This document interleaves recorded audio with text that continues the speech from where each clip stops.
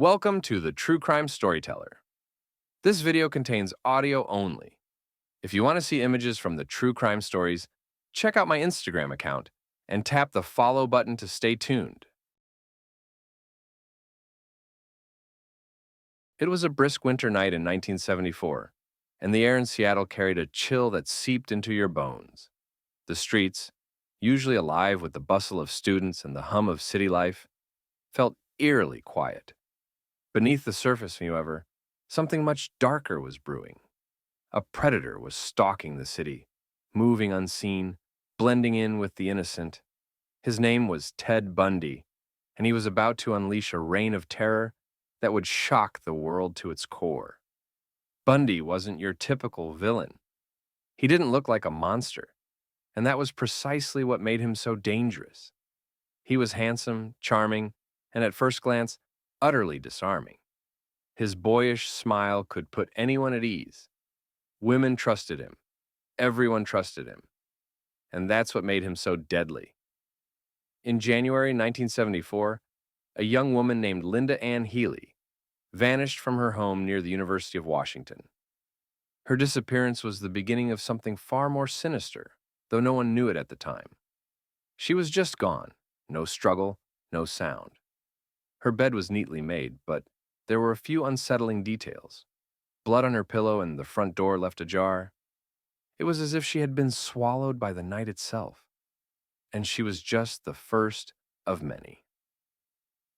Over the next 6 months, young women began disappearing in and around Seattle with alarming frequency.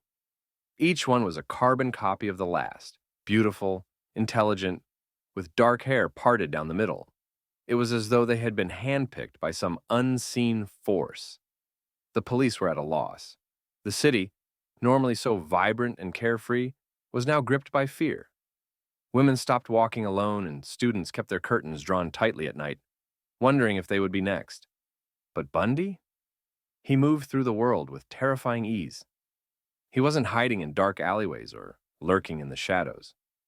No, Bundy operated in the broad daylight, using his charm like a mask to disguise the true monster within. He would approach his victims in crowded places, libraries, parks, even beaches, pretending to need help.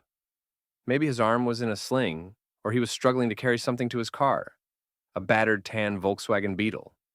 The women, kind-hearted and unsuspecting, would follow him, thinking they were doing a good deed. But once they reached his car, the mask came off. Before they knew what was happening, Bundy would snap handcuffs around their wrists, subduing them in seconds. The Beetle's passenger seat had been removed to give him room to force his victims inside. The women, trapped and terrified, were taken to remote locations where Bundy would unleash his cruelty, his need for control. And then, like ghosts, they would disappear forever. By July 1974, Seattle's panic had reached a fever pitch.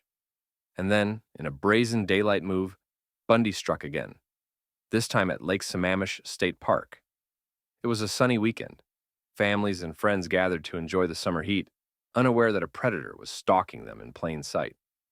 Bundy approached multiple women that day, introducing himself as Ted and asking for help with his boat. Two of those women, Janice Ott and Denise Naslund, never made it home. They vanished into thin air, leaving nothing but a growing terror in their wake. Now the police had a name, Ted. But who was he? Every lead seemed to go nowhere. The city was gripped in a frenzy, and the press hounded the authorities, desperate for answers. But Bundy, clever and elusive, was always a step ahead. He moved like a shadow, unseen and untraceable, leaving nothing but a growing body count behind him. By the fall of 1974, Bundy was on the move. He left Seattle, traveling across state lines to Utah, where he picked up right where he left off, luring more young women to their deaths. He began escalating, becoming bolder, more brazen. In October, he abducted Carol Duranch from a shopping mall, posing as a police officer. But this time his plan unraveled. Duranch, sensing something was off, fought back and managed to escape.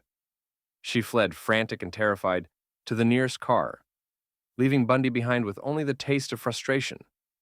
For the first time, his mask had cracked. But Bundy wasn't done. His rage, his need for control, was too great. He fled to Colorado, where he continued his killing spree with a vengeance. Karen Campbell was just one of his many victims. Abducted from her hotel on a ski trip, her body left in a snowbank, brutalized and discarded like so many others. The terror was spreading state by state as Bundy moved through the country like a ghost, leaving a trail of death and devastation in his wake. But in August 1975, Ted Bundy's luck finally ran out. A routine traffic stop in Utah ended with his arrest, and when police searched his car, they found a chilling array of tools: a ski mask, handcuffs, a crowbar. The evidence was mounting, but it wasn't enough to pin him for the murders. Instead, Bundy was charged with the kidnapping of Carol Duranch. But even as he sat in jail awaiting trial, Bundy's mind was already working on his next move. He was too clever, too cunning, to let something like bars stop him. In June 1977, during a court hearing in Colorado, Bundy made his move. He was left unshackled in the courtroom, and in a moment of sheer audacity, he leapt from a second-story window, disappearing into the Colorado wilderness. For 6 days, Bundy was on the run, surviving in the mountains, moving through the shadows like a predator, stalking its prey. But eventually, hunger and fatigue caught up with him, and he was recaptured. It wasn't over yet. In December of that same year, Bundy escaped again, this time slipping through a hole in the ceiling of his jail cell.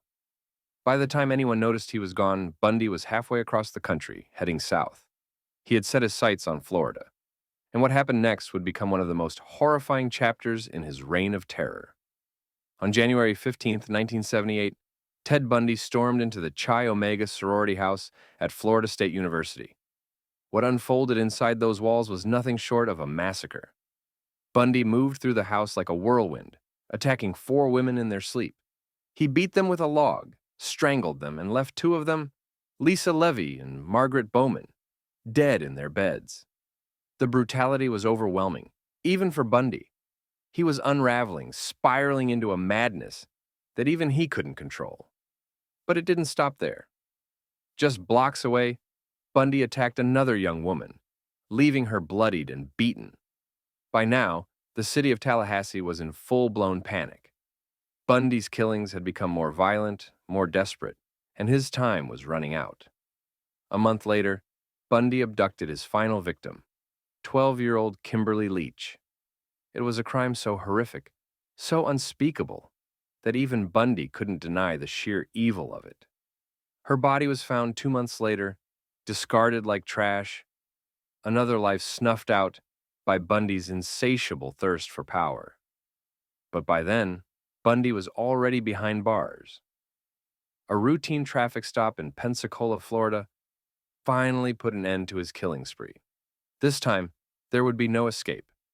The evidence against him was overwhelming, and the world watched as Ted Bundy, the man who had terrorized the country for years, finally faced justice. The trial of Ted Bundy was unlike anything the world had ever seen.